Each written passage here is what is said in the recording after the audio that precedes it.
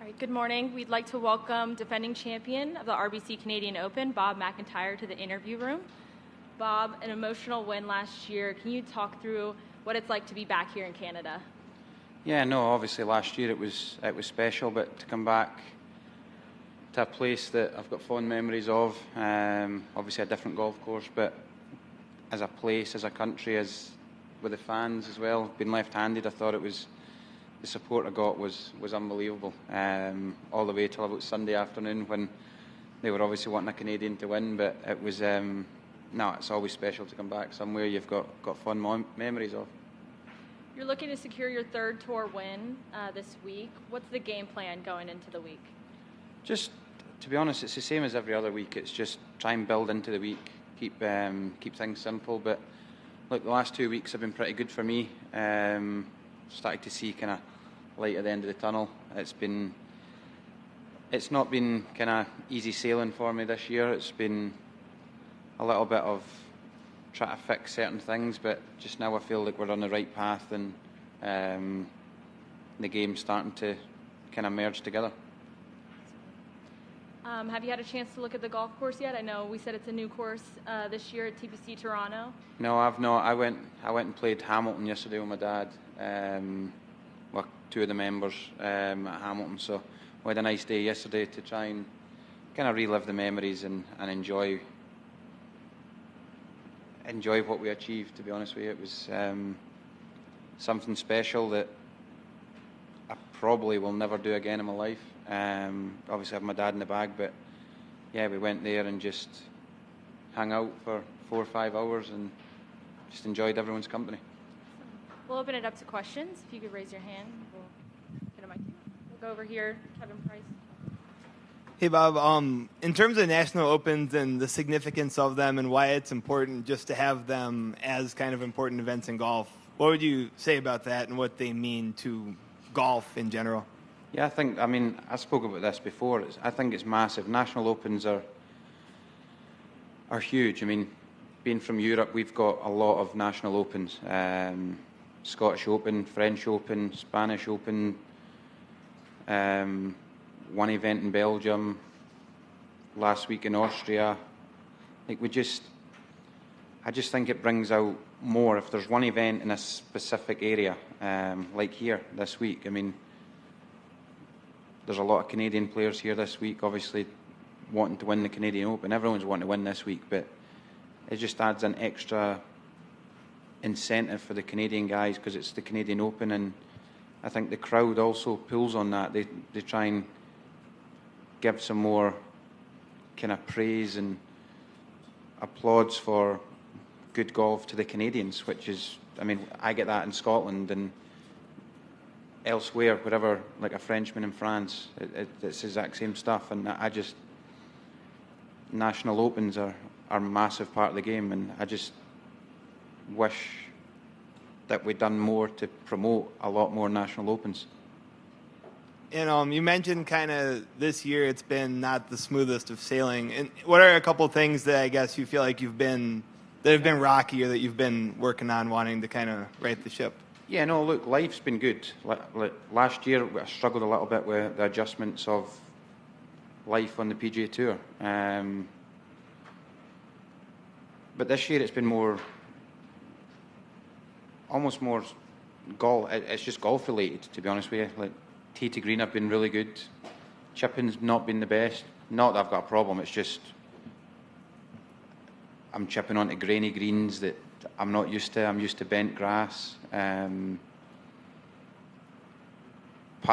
I'd been struggling, but since I changed putting coach at the Pebble Beach, my putting's now coming back to where I want it to be. And to be honest, right now my game's in a great spot again, and I'm looking forward to what's ahead. And a kind of offbeat one that you can take wherever you like, but what's one thing that you like about yourself? Could be in golf, out of golf. Most of the time I don't give up about what's going on. I don't really care about I really don't care about other people's opinions, to be honest with you. If you're not part of my team, not part of the inner circle, your opinion really doesn't matter to me. And I think that's a massive thing, especially in the sport we play. I think it helps with, when you're trying to move forward, you're trying to dissect every part of the game to try and get better. And I think if you take too many opinions in that really aren't trying to help you, then yeah, it doesn't help at all. So I think something I like is that I don't really care about what others think outside of my team or my friends or my family. Is that something that's been your whole life? You've had that naturally, or is that something you've had to work on? No, it's kind of something I've always had. I've always been different. I grew up in a small town on the west coast of Scotland that I wasn't given everything. I was given a lot of stuff to try and achieve my dreams, but I wasn't given everything, and I worked hard for it, and I trusted what I do, and I still do that. When I'm changing people in my team, when I'm changing schedule on the fly during the year, like I played Dallas this year, I wasn't going to play Dallas until Thursday of the PGA. I just thought, you know what, my game's in a good spot. I feel like I'm building. I need to keep playing to build confidence, to build the momentum, and I go there, play well, and it's just little things like that. I just feel like I don't make decisions easily. I really think them through, and even if I swing that back to the golf side of it, if one of my coaches is telling me to do something, I don't just do it. The first question is why? Why am I doing this? And then we go from there. So it's kind of, I've always been different, if I'm being honest with you. I still live life normally, but I've always been different in the way that I think and the way that I do things, from amateur golf even up to where I am now. We'll go up to Adam right here. Hey, Bob. Welcome back. Obviously, you win here. Fast forward maybe 5 weeks, and you win in Scotland, right? You win the Scottish Open. Incredible, your National Open. I'm just wondering, was that event, was it a heavy weight for you to carry to try to win that tournament, given, obviously it's your National Open? Or since you did it in your third attempt, did you not even think about it being a heavy weight to carry? No, look, I wouldn't say a heavy weight. It was a goal of mine, a lifetime goal. I mean, I grew up watching Scottish Opens at Loch Lomond when it was the Barclays Scottish Open. I live an hour and a half west of Loch Lomond, so it was the closest golf tournament, professional golf tournament that there was in Scotland, and we used to go every year, whether it was me, my dad, me, my mum, my sisters, or a couple of pals, we'd always go there. And when I made it into the professional game, I've always thought, man, there's one golf tournament I want to win, that's the Scottish Open. And I said it the first year I went there, I was an unknown. I was new in the tour, 2019, and it was good. It was a great experience playing with Ricky and Rory first round. I was in the deep end, and then the second year I was like, and this is the one I want to win. And I was public about it. I said to everyone, this is outside of the major championships, Scottish Open's the one I want to win, and obviously came close in my second attempt, but again, pitched up last year, and I just kept saying it. And if you believe it's going to happen, I think you've got more of a chance of it happening. And I mean, again, last year was kind of a fairy tale, the way I won Canada with my dad in the bag, and then winning the Scottish Open. I mean, honestly couldn't ask for a better year unless I won a major championship, to be honest. And then just to kind of put a pin on your day yesterday at Hamilton, did you know the trophy was going to be there? Did you take any time to go back to where any of the shots were or anything like that? Could you just expand a little bit more on your day at Hamilton yesterday? Look, the guys were absolutely brilliant. I've kept in touch with quite a few of them. I mean, when we won, we sat in the clubhouse until about 11:30, just drinking beers and just having a good time. Nothing wild, just. So I've always kept in touch with them guys that we spent time with, and I said if I can, I'd love to play Hamilton on the Monday.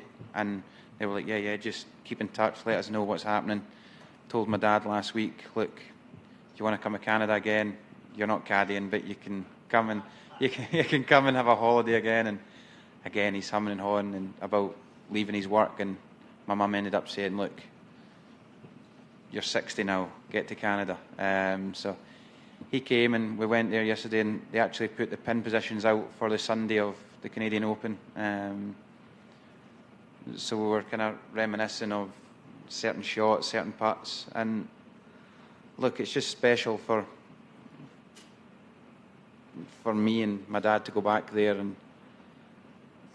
and just enjoy a round of golf without the media, without the crowds, without any hassle, just reliving a moment that, I mean, I don't know if it'll be done again on the PGA Tour, to be honest with you, winning with your dad on the bag. I know what happens lower down the tours on kind of Challenge Tour, Euro Pro, potentially Corn Ferry, but on the PGA Tour it was something special, and yeah, yesterday was great fun. Go over to the left.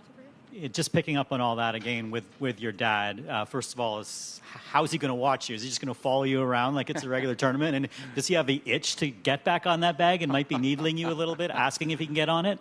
No, not a chance. He's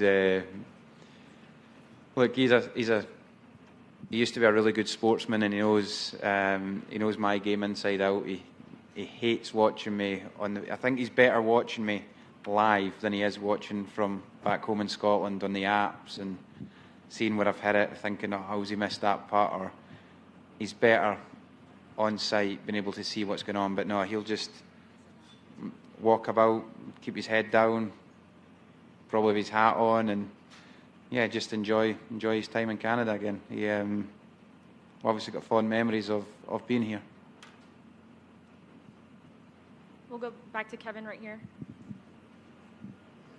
Bob, I'm curious, in general, just other players on tour, obviously everyone does things their own way, but do you ever kind of observe what other guys are doing and kind of get clues for things that could help you?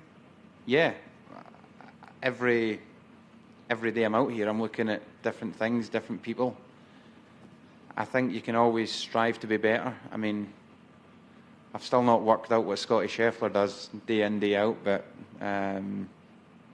yeah, I see different things. That's why I think my putting has been improving. I've obviously changed coach, but I'm also changing little processes within my practice and doing little things that can try and help me perform. And I think if someone's a great putter, then and you're not the greatest, then watch them, see what they do. What do they do different than you do? What do they do better?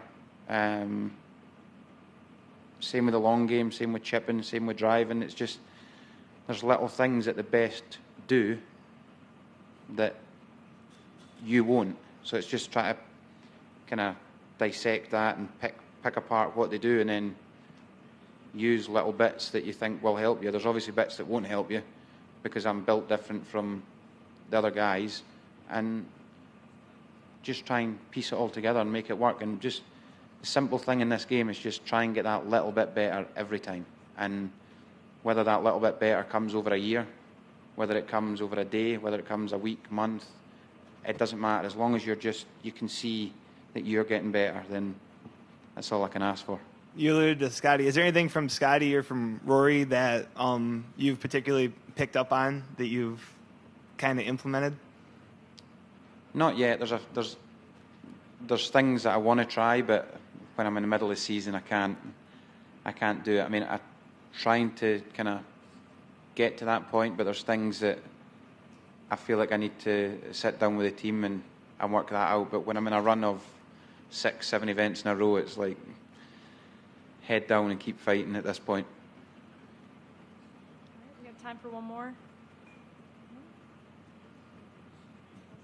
All right. Thank you, Bob. Good luck this week. Thank you.